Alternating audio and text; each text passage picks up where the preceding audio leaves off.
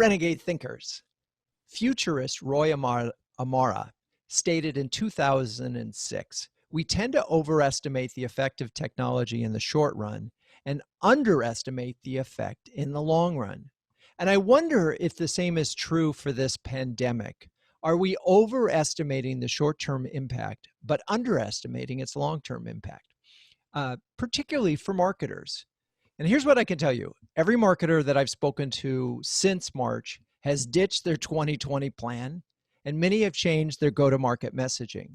That is certainly the case for my guest today.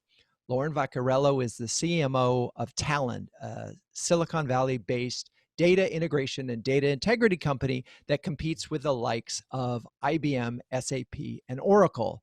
And we're going to be talking about how they had to make a very quick shift and lots of other good things. Lauren, welcome to the show. Thank you. It's so great to be here. So first of all, let's just, where are you right now? I am currently in my house all day, every day, all day, every day. I'm in San Francisco, which if you know you're going to be stuck somewhere, there's far worse places to be stuck. And we talked about this earlier. I am fortunate enough to have a guest bedroom, which I have now converted into my office, so I can Perfect. have a separate place to work. Because I think one of the things everyone's finding during the pandemic is there's no more separation between work and not work. So if you don't have a separate space to work, it is all people are doing. Yeah, it's a challenge. So, okay, that's cool. Now, I happen to notice that you went to Bronx Science. Are you a native New Yorker? I am a native New Yorker. I grew up in the Bronx. Uh-huh. It's so funny. Whenever you meet someone that's from New York, and the first thing we ask each other is, oh, where did you go to high school? Right. No one asks people that unless you grew up in New York City. But I got to go to, which I will always say, the best public high school in all of the United States. People can fight me on that one, but it is the best public high school in all of the United States. It's amazing. But you've been in the Valley for, I don't know, 12, 15 years and worked for Salesforce, Sysmo, and Box. Does this moment feel like a game changer for you? It is.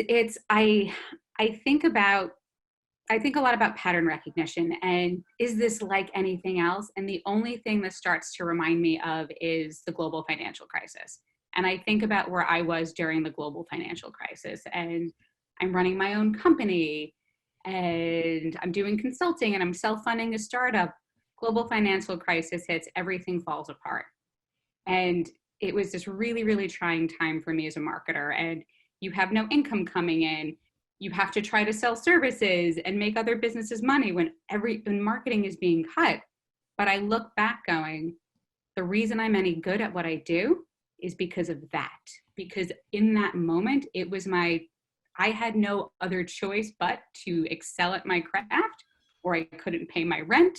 I didn't have a place to live, and it made me agile and adaptable. I no longer have any emotional ties to anything that I do because it's about the results. It's not about how much effort I put in. And I think about where we are now, and this is an incredibly challenging time. I can't underemphasize how challenging of a time this is for people, but I am the eternal optimist after living in California for 12, 15 years. I have to believe we're going to look back on this and say, so many of us will become such better versions of ourselves and as marketers and as leaders because what we had to learn and thrive during these times. And we had to be really adaptable, really agile, and just throw everything we know out the window and try something else. You know, I agree with you. It did, and initially I look for parallels from 2008. I mean, we were in a terrible situation. I had just, in October 31st, closed and buying out Renegade from Dentsu. 70% of our business walked out the door. We were about to go in the worst economy for, 50 plus years. And one of our clients reneged on paying us $400,000 because of the Madoff scandal. So literally all our capital was wiped out, all of our. So I looked at that as a testing moment.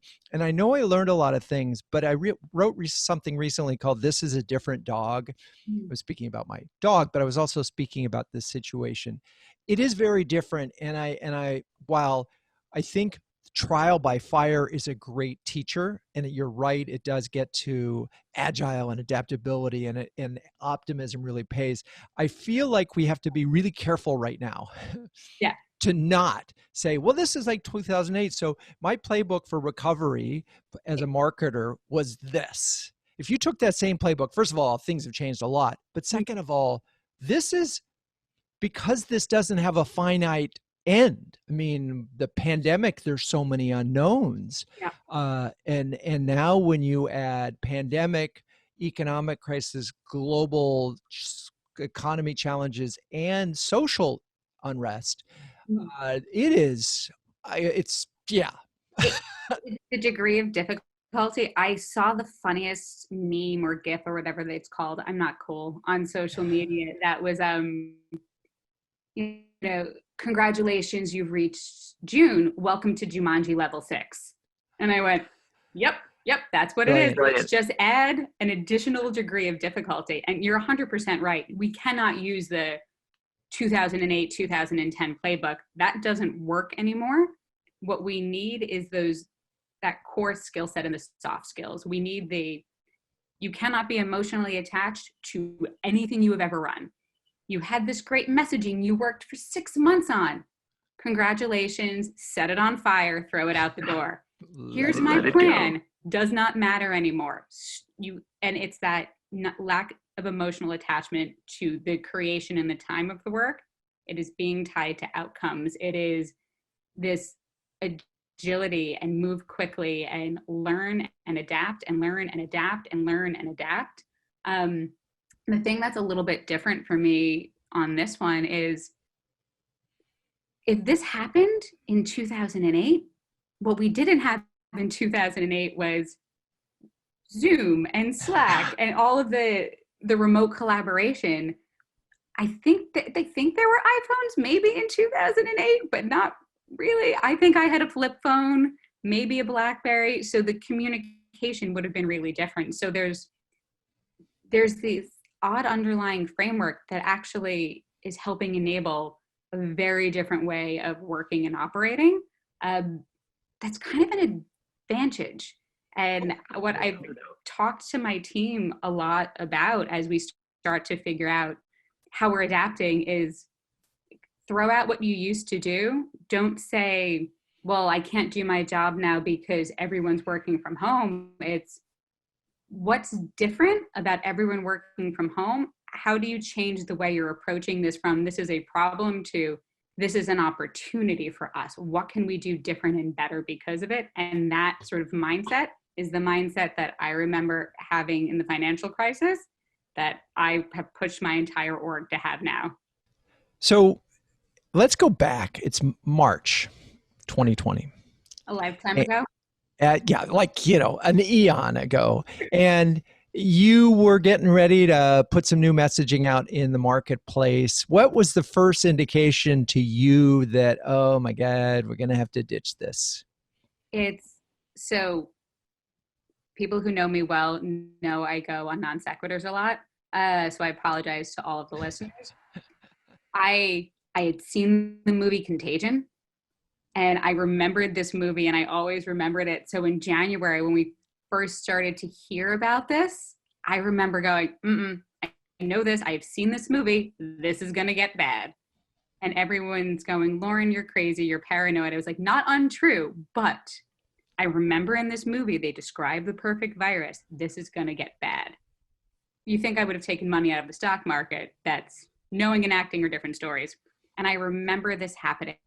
And I remember having these feelings about it. And in February, we're working on new branding. We're working on new messaging.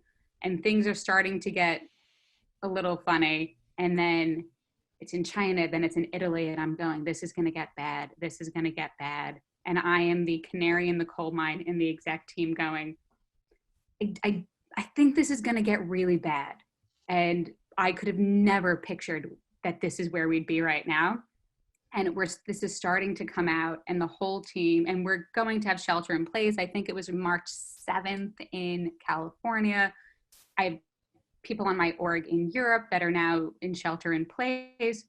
We're wrapping up the new brand with new brand messaging. The team's been working on this new campaign, and I'm at home for a couple of days, and I read this article, and it seems so strange that this is what ticked over in my head. And there is a franchise in California called Boba Guys, which is a bubble tea shop.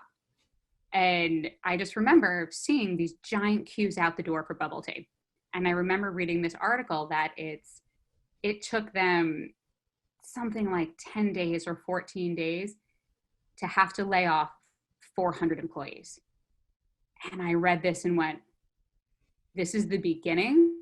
And I looked at our messaging and went, this is not going to work anymore. And the whole team went, but we've been working all this time on this new campaign, on everything we're doing. And I went, nope, start over. It's not going to be relevant anymore, because right now, the thing that terrifies me as a marketer, as a business leader, is how did that happen to a company that was different but extremely successful?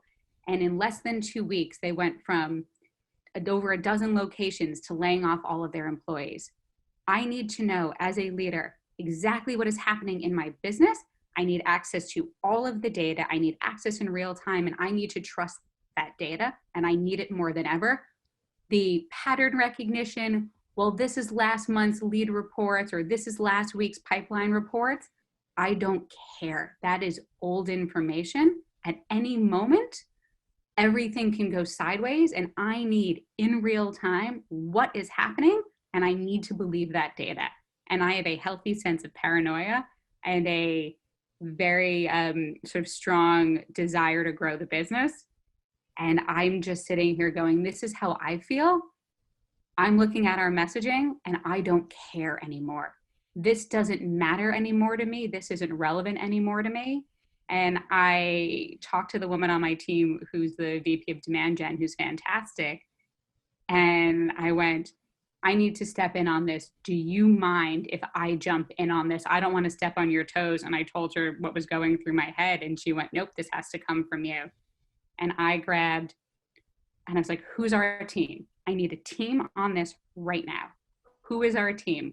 I don't want to do this the right way, which is, let's get everybody, and it's really cross-functional, and it's really collaborative, and let's sanity check what we're doing with the sales team, and let's go through the normal 12-week process. I was like, I don't want that. What I want is, give me one of our best product marketers, give me the campaigns person, give me a small, really focused group, and put them in a room or a virtual room. And I got everyone together and said, I'm killing our campaign. Our messaging doesn't work anymore. And there was that initial emotional pushback of, but no, I've been working on this. I went, it doesn't matter anymore.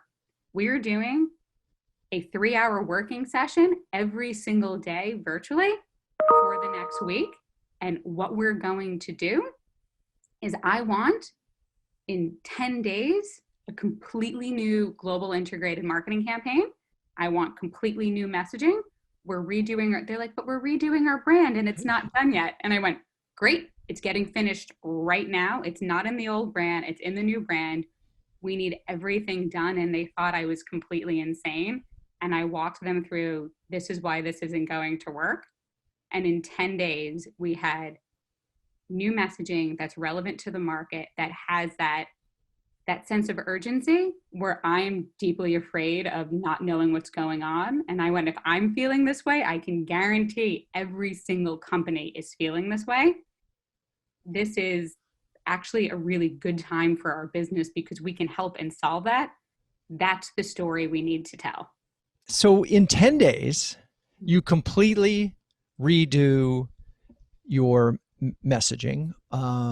My first question for you is, you just went through this elaborate process where you had all sorts of checks and balances to make sure that there was buy-in, and you did all the right things that normally.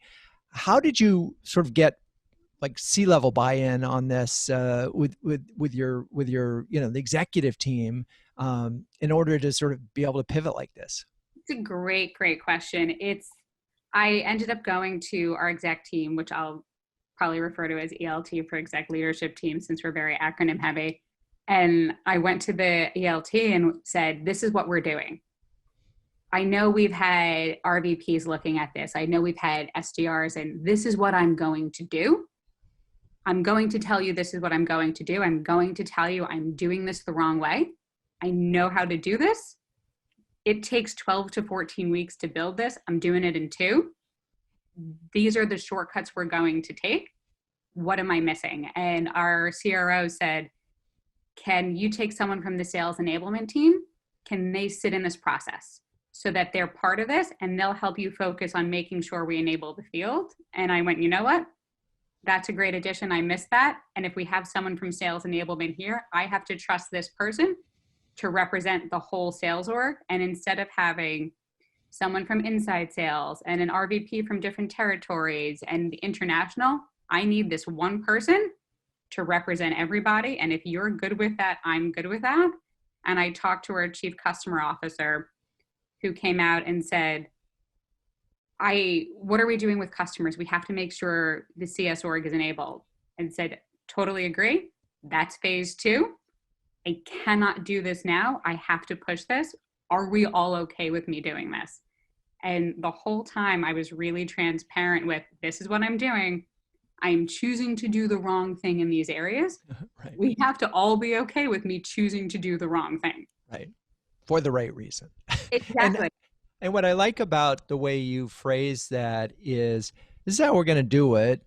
Just, are you with me on this? And what am I missing? Which is a great way of sort of bringing folks in and opening the door and saying, hey, this is an imperfect process. Okay. So you have this team, you quickly get to a new, I don't know, what do you call it? New message, new positioning, new story. I mean, really fundamentally changing what you're saying about the brand on the website. And that's part of it, but there's probably more to it than that. I mean, if you had sales enablement, talk about a little bit of, so you go, this is the new story. Yep. All right. And then what? And the first few days was all about the new story. So the way we ended up running the process was, if you think about marketing, there's the market part and there's the ing part. Most marketers talk about the ing, which is all of the execution. Here's the tactics. This is what we're doing on the web. Here's the webinars. Here's the social campaigns. Here's the field programs. And then the market part is the part, at least as a demand gen marketer, we talk about less, which is what's the message? What's the positioning? What's the go-to-market? What's a lot of the guts and strategy piece of market development, competitive analysis, market landscape. We split the teams into 2 groups. This Zoom breakout room is all of my messaging development. Who am I talking to? Why am I talking to them? Build that. The other group, in parallel, without your target audience, without anything, think about all the ways we should be activating this. And we'll keep coming back together. So we ended up nailing the messaging part. The first few days we had good drafts the execution teams could work with. By the end of the first week, it was locked. And then it was, well, how do we start activating this? What do we need to do? There's no more everyone said, well, we can put this in our events. Stop. Stop. Assume there are no more events. But in these territories, maybe stop. We have to believe there are no more events. I need new plans for everything. How do we do this virtually? The easiest things to start activating was, well, we'll make changes to the web page. We'll make a campaign hub. Great. What about our outreach sequences that the SDR team is going to use? So our sales emails. What about our pitch deck? What are our sales team what are they going to talk about? How are we updating our pitch deck? What about all of the ads we show up on the internet? What are those? What kind of content do we have? Well, we can't write a ton of new content. Well, do we have things that are close that we can work on and adapt and rewrite? What can we start doing? Now come up with, and we did everything in a very imperfect way and said, we need a webinar series. Great. Well, it's going to take all of this time to write content for webinars. The webinars aren't for another month. All I need is a title and an abstract. Build me titles and abstracts. We can deal with writing the actual content later. We can find the content later. Let's get minimum viable out the door across everything. And we did webinars. We came up with a virtual roundtable series and said, for field marketing, you do roundtables. Great. How do you do them virtually? Figure out how to do them virtually. Well, what are the topics? They're not going to be tomorrow. Give me titles and abstracts. Give me landing pages. We can fill the rest in over time. We need to start getting things out the door.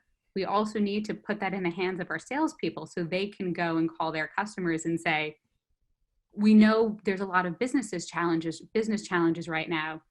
Would you like to hear our VP of Cloud talk about ways that resilient businesses are thriving in this environment or surviving? Yes, this is what we want to talk about. Great, we have a webinar in 2 weeks on this, or we're doing a virtual roundtable in 3 weeks. And in the background, we're going, we will figure the actual content out later.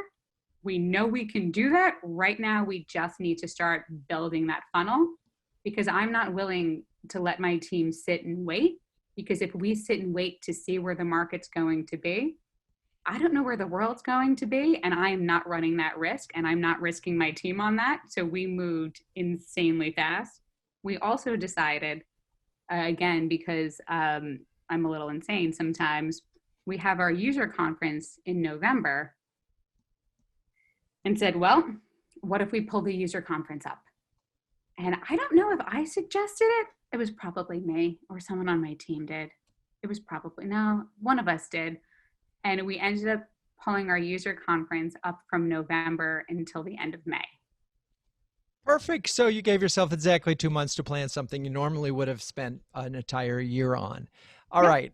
So let's do the count that. I know that just recently happened. Let's just talk about how that worked. Just, go cut right to the 2 months later, you have this virtual, you have your user conference. Talk about that a little bit. So honestly, we did the user conference the exact same way that we ran the campaign, which was, we know the right way to do this. We are choosing to take shortcuts and to do it this way. I don't know who suggested this. We could have done one user conference. We decided to do 3. So why not? Why not plan in 10 weeks 3 user conferences? So we had one in North America, one for APAC, one for Europe. We've never done a virtual event like this before. And the good thing about having some experience in virtual events, but not like this, is you don't know what you can't do. You don't know what's not possible. So you have a lot of people just saying, well, why can't I have, well, when I do a user conference, I have a keynote with customers coming in and customer stories, and then you're doing a demo during the keynote. Why can't I do that virtually? So that's what we planned. And we planned the 3 different events, it started at 4 a.m. Pacific time and ended at 11 p.m. Pacific time. So it was a long day. And we looked at it, and I will say what's worked well for us during the whole pandemic is approach everything with empathy. You can't operate the way the world used to be. We are all sitting and going through this right now. We know how we are feeling, and empathize with the other person, even though we are talking to IT business decision makers and IT leaders. We are all struggling with our own work from home, and whether you have kids at home or not leaving the house and dealing with homeschooling and the nonstop Zoom meetings, we're all going through this. And if we treat our customers and our prospects like robots, like everything is business as usual, we're missing the point. So a lot of how we did this was, would this work for me? How do I understand, not just, I'm an IT leader at a financial services company trying to figure out my application integration and data integration challenge. It's now add the degree of difficulty of, my team is remote, I'm working from home, I'm in nonstop meetings to try to keep in touch with everyone, I'm trying to homeschool my kids, I'm trying to keep my head above water, and by the way, I can't leave my house and I'm going insane and I'm not working out. So take that into consideration when you build an event. A user conference is usually a day, 2 days. no one has the mental bandwidth for this. I cannot expect anyone to sit down for that long. So what can I do in 3 to 4 hours? Let's do something like that. What are the things that when I put myself in it, I was like, what are the things that I would really want to have that makes this interesting and different? When I run at live events before, it's what's the pre-keynote? What's the thing to get people there? And we looked at this and went, what are people missing right now?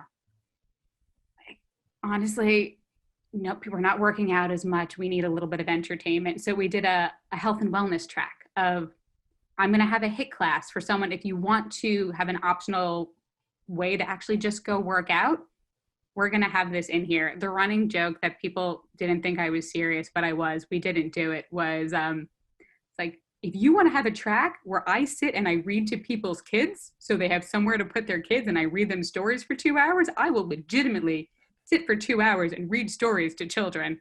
And everyone laughed and no one took me up on it. I'm not as good as Morgan Friedman, but I legitimately would have done that. And then we also thought a lot about, well, who are the people that are there right now? What are they going through? Everyone could use a little bit of entertainment. Everyone could use a break. So we ended up getting John Resnick from the Goo Goo Dolls to do a live, in air quotes, show for everybody. So you can just sit and take a half an hour break and listen to music. And I ended up, between all of the different events, sat and listened to Johnny Resnick play. He was fantastic. And it was one of those moments that you just sat down going, I really needed this. I needed that 25 minutes of take a breath and breathe, because we're all working so hard. And everything we did with this event was approach this from this place of empathy. What are people going through right now?